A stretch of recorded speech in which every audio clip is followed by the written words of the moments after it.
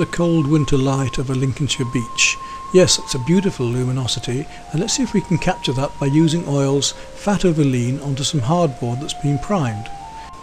I've put together a composite of some photographs that I've taken, and we're going to use a style that's a little bit more finished and photographic this time. I'm going to show you how to blend with a fan brush as well to do that. So instead of painting in my usual style like this, impressionist, broken colour and very bright and vibrant, we're going to paint much more softly.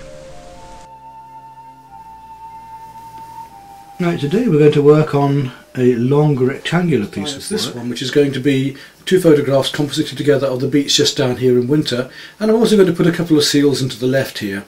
And this is one of the beauties of using the computer, is that we can play around with these compositions beforehand to get the right idea. Now, the different brushes I'm going to use today, I should only need 3 brushes.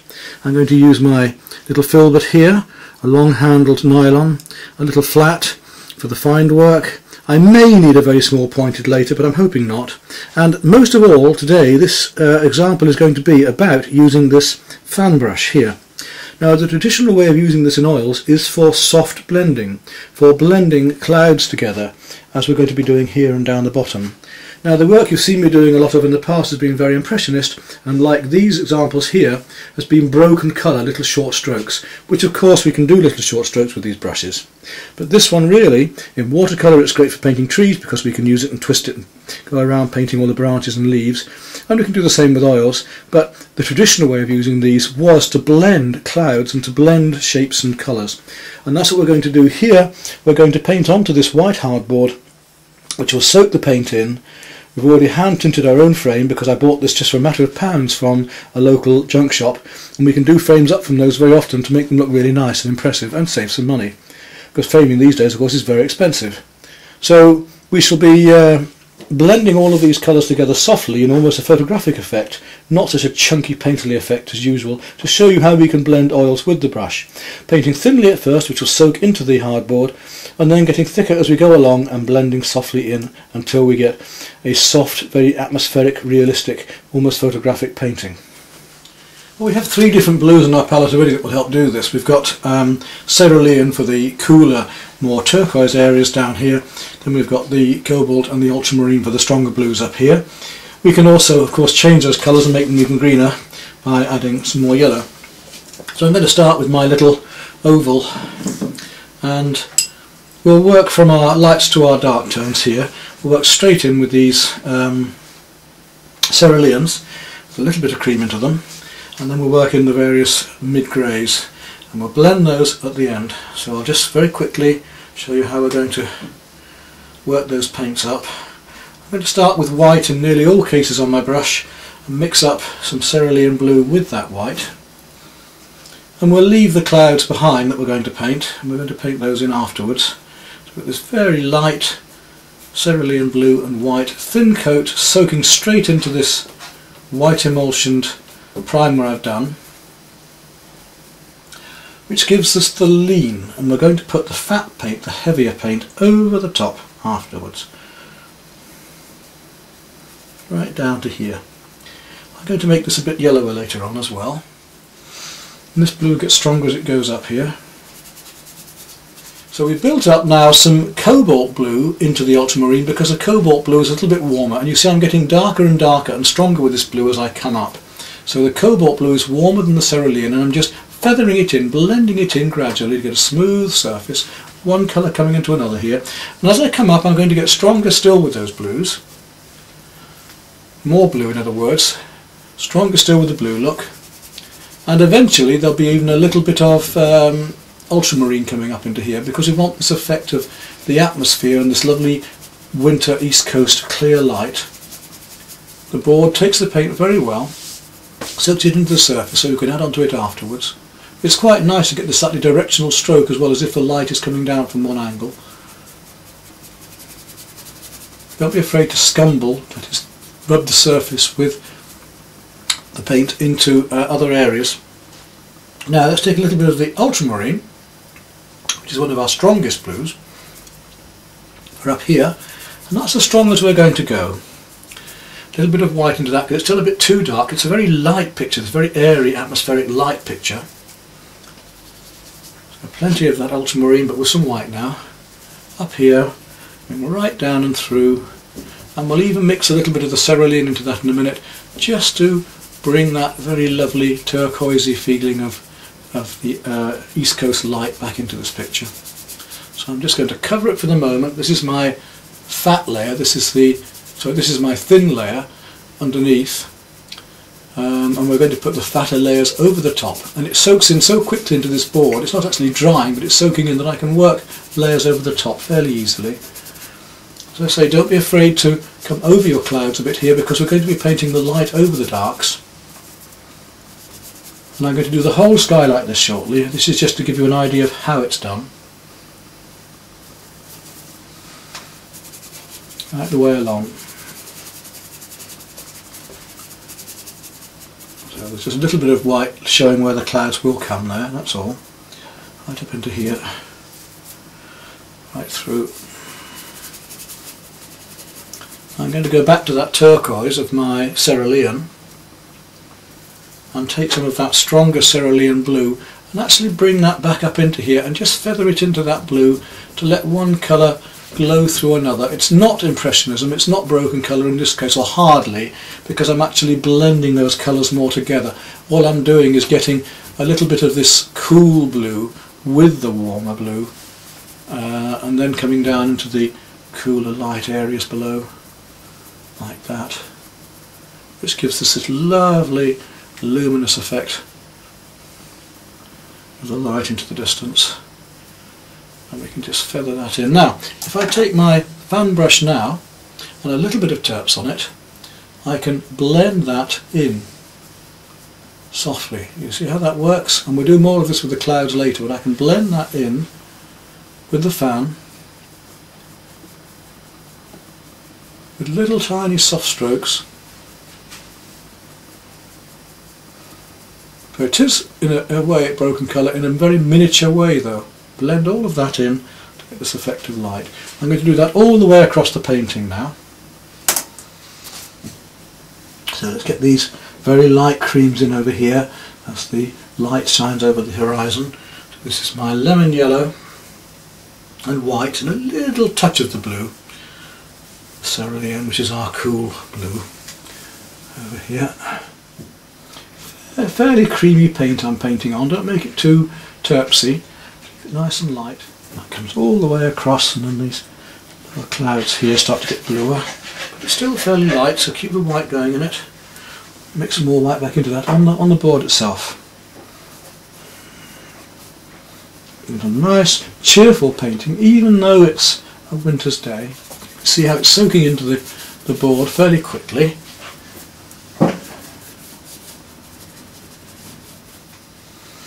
Now I'll bring some more of that cerulean back in again. Pure cerulean. It's quite strong up here.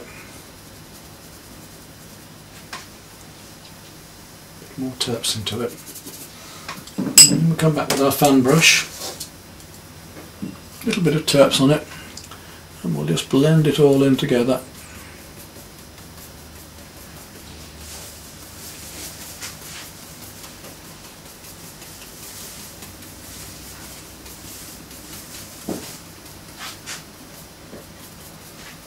So another technique for showing you,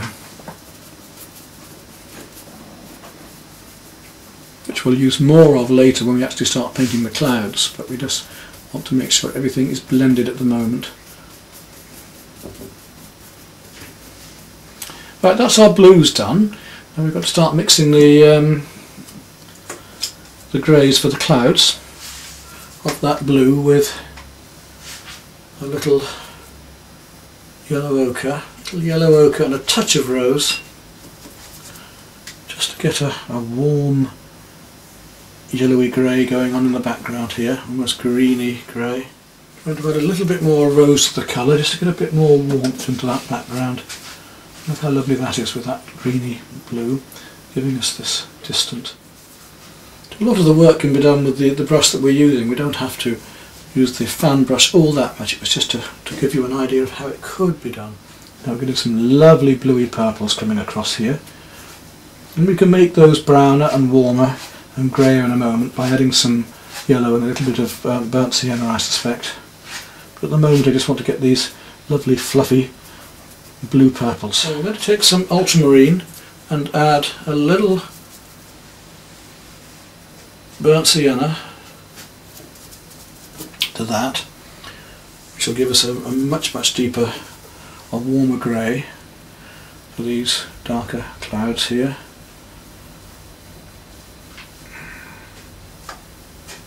So I'm going to link in later on and blend in a bit more with the fan brush, as I was saying to you. This is now getting, the darker we make this, the lighter the sky is going to seem, so this is another reason for doing this. All of that white's going to go eventually, because we're going to have a few lighter colours, but not as light as this, not as white as that. It may look very dark and sombre now because we haven't got the lighter areas in there, but it will come back to life once I start painting in the pinks and the lighter greys. What to do is establish mid-tones at the moment and the darker greys. And back to our yellowy greeny grey again.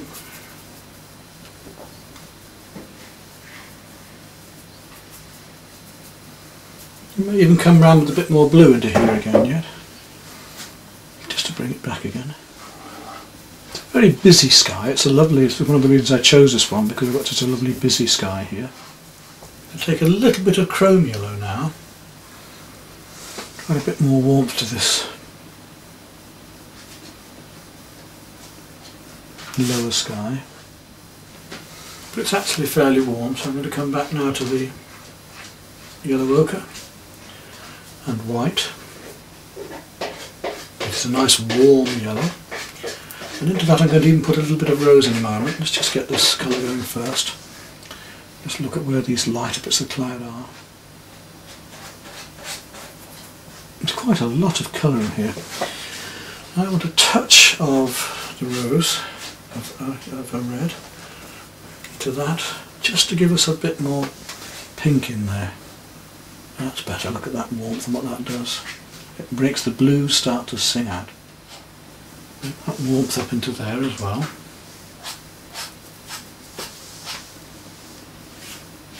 This winter sun just gleaming into these soft fluffy clouds that are bouncing across here. So we see the three-dimensional quality of getting, even just using these blocks of colour without blending them too much. It's a great way to paint, and oftentimes, and many would want to just leave this rough and ready as it is now without going into smoothing things out, which I'm going to do in a moment. When we get the darker colours down below, this will show lighter and make more sense still.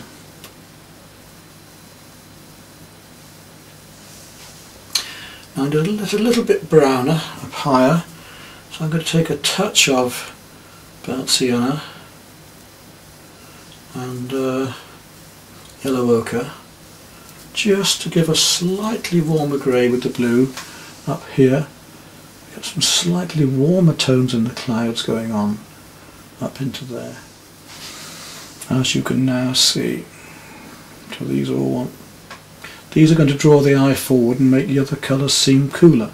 Rough next to smooth, light next to dark, warm next to cool. These are some of our armoury of colours and ways of working and tones to make things stand out better. If we have the rough next to the smooth, the rough seems rougher and the smooth seems smoother.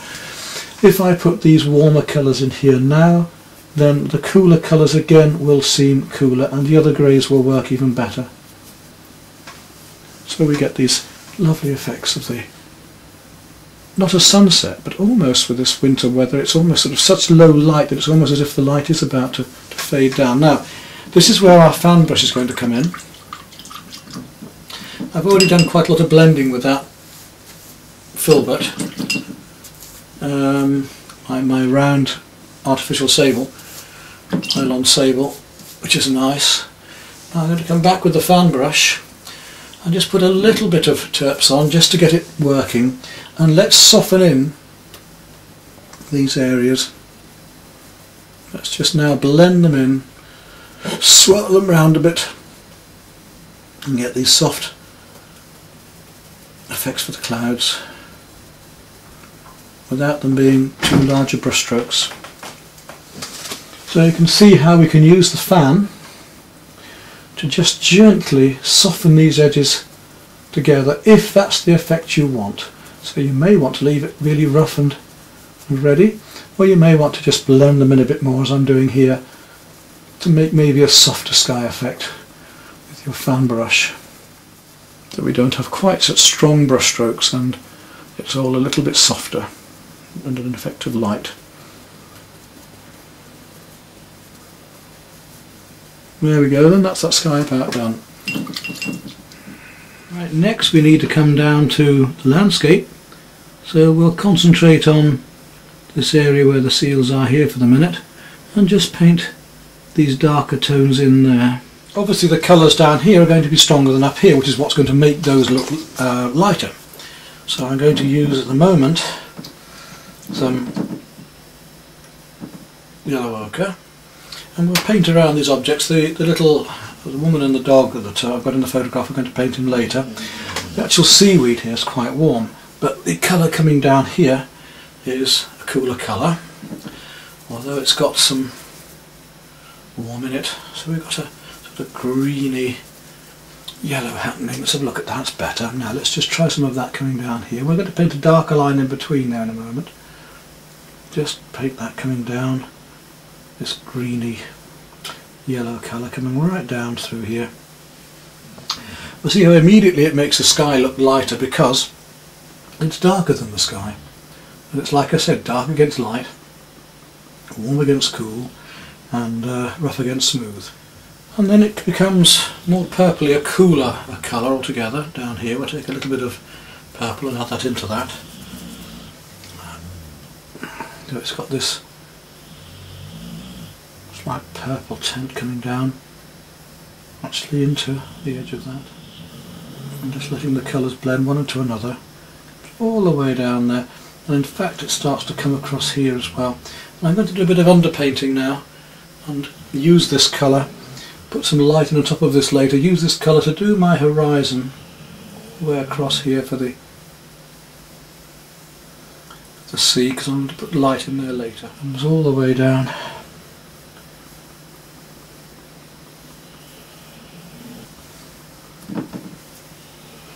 A little bit of purple into that, tad of white, just to lighten it slightly. There we go. We get this blue-grey that is all pervading, which we can link more colours into, blend them into afterwards. Let's just get rid of this white board at the moment, and we can see wood for trees, as they say. We can just see what's going on properly then. That's why I use a coloured ground a lot of the time, is because I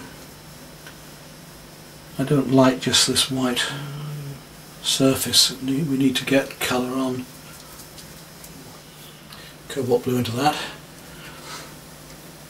Look at that lovely grey we get. So that was a little alizarin, cobalt blue, and some purple, a tiny touch of purple, and yellow ochre to give us this warm dark grey of this sand. And of course this warm colour, using plenty of terps here to spread it out and soak it all in, that lovely warmth of colour will help to draw the eye forward and push these blue greys into the background, letting the brush just scumble over the top. Finished using our fan brush now. We shan't need that again, we just did that for the sky. What we're using now is my 1/2 inch filbert soft, just to draw these darker lines in. And not very warm, in fact deep purpley warm. It's coming in as lumps of seaweed up here. Got little bits of these warmer tads of seaweed coming right down into behind the seals. Let's really go a bit darker in there. And look how dark that goes, you see. Let that just come down.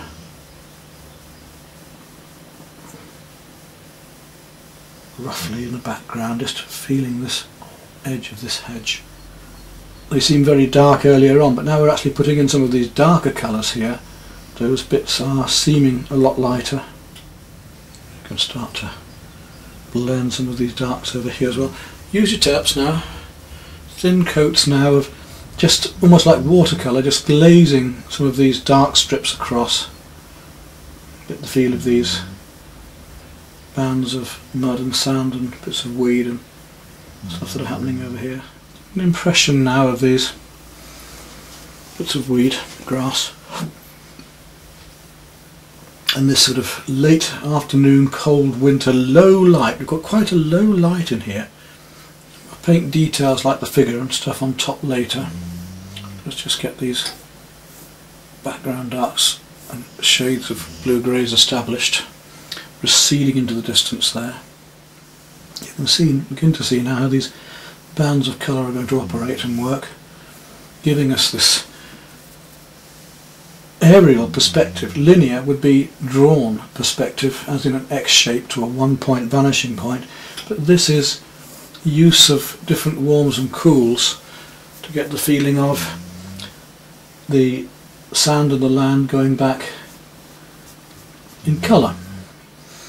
At the moment those seals are standing out like a sore thumb, so I want to go back and at least get some colour onto those in a moment, just to get them out of the way, if nothing else. Right, let's have a look at those seals.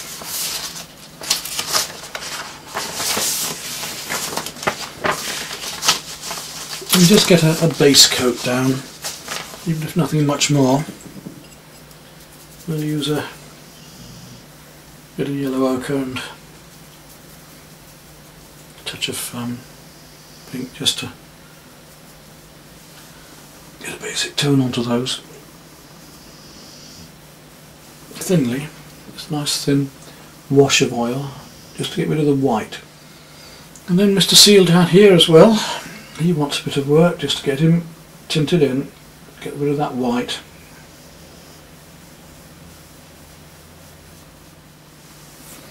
So lying there slightly camouflaged by the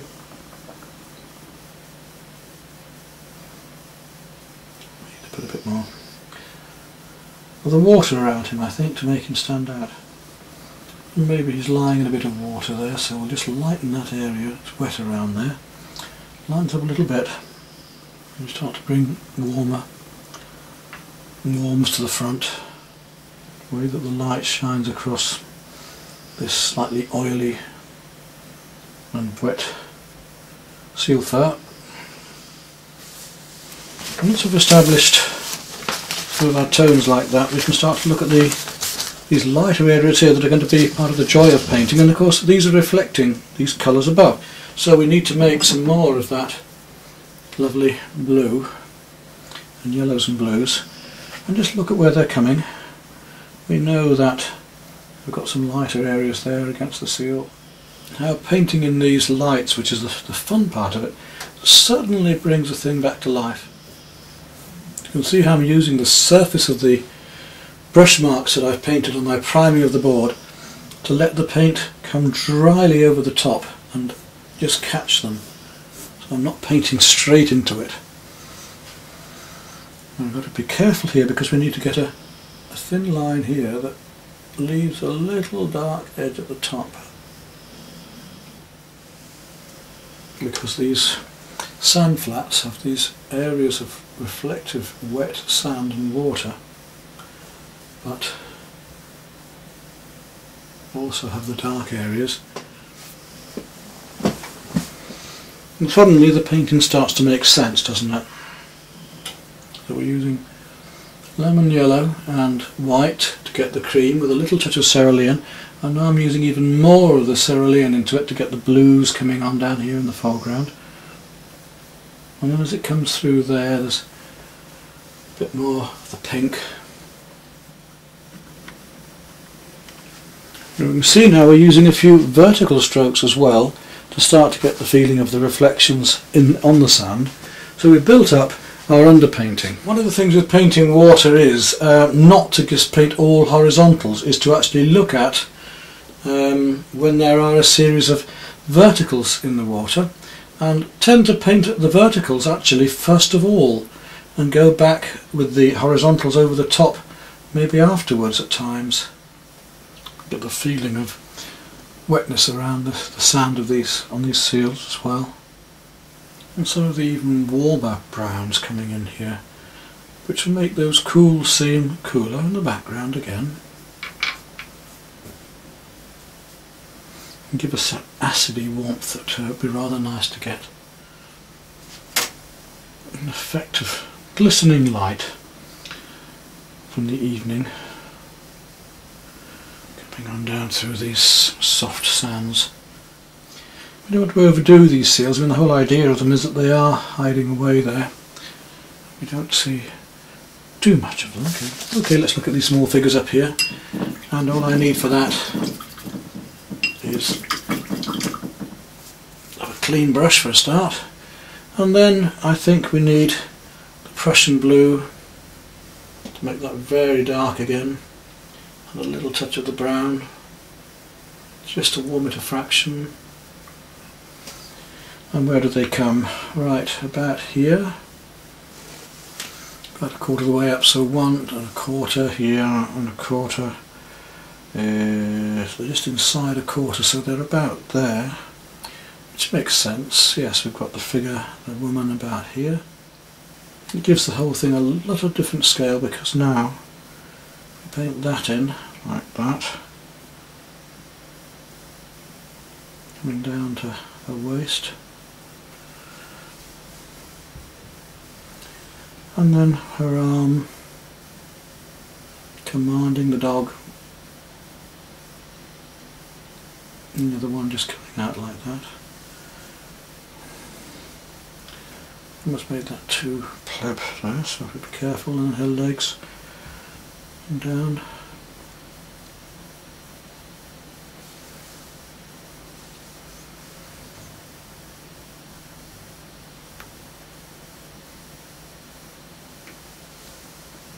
Keep the shapes simple. Simplify the shapes. Boots are there, just catching into the water, and then below that they reflect a little bit.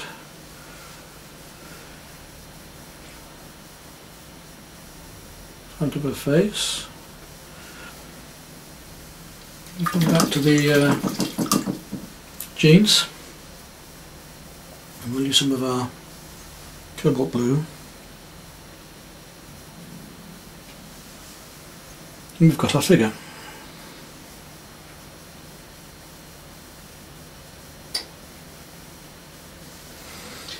And then her headscarf. I'm just going to go back around her hand slightly, because when I did that I just caught the brush just slightly, and I want to make that hand a bit smaller. That's it. Now a headscarf, which is a chrome yellow, darkened down slightly.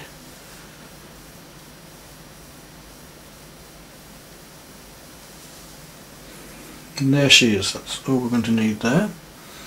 And the dog next, same dark. The dog's back a bit about here. And we've got the 2 legs. We needn't even draw this in, we'll just go straight for it.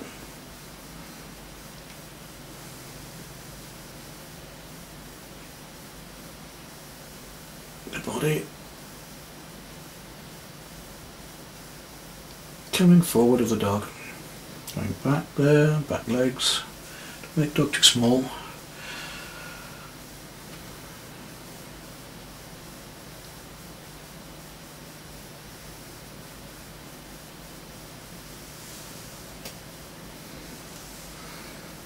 And the tail coming out.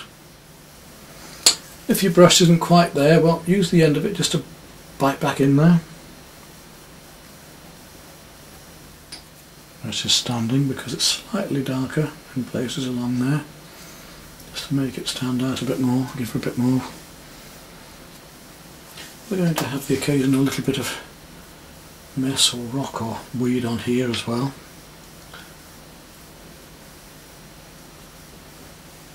It just gives it that perspective, that bit of aerial perspective, that planes I was talking about as we go back.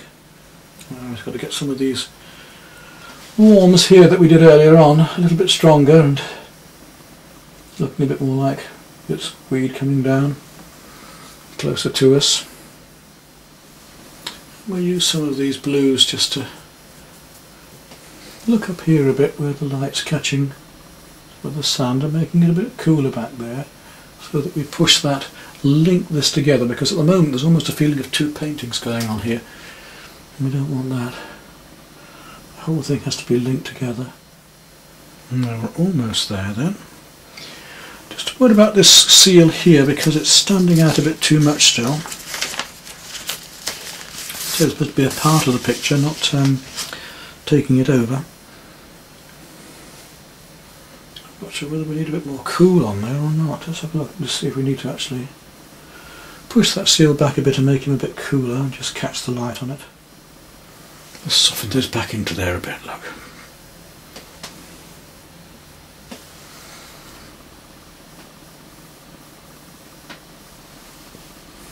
Just lying there in the half light. Don't want to be standing out too much.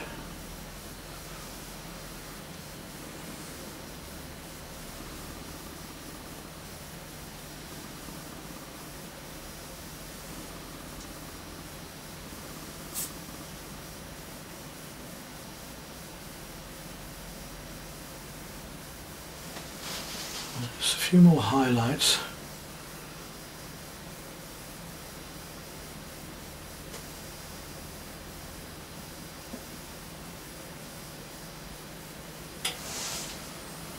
This water up here used to be a bit lighter, catching the light a bit. We can take a look at that figure. The texture of the paint, which we've used the board on, we've used the fan brush on the sky, and we've used the texture of the primer to dry brushwork across the expanse of sand down to those seals. And you can see across the paintwork now to the figure on the dog.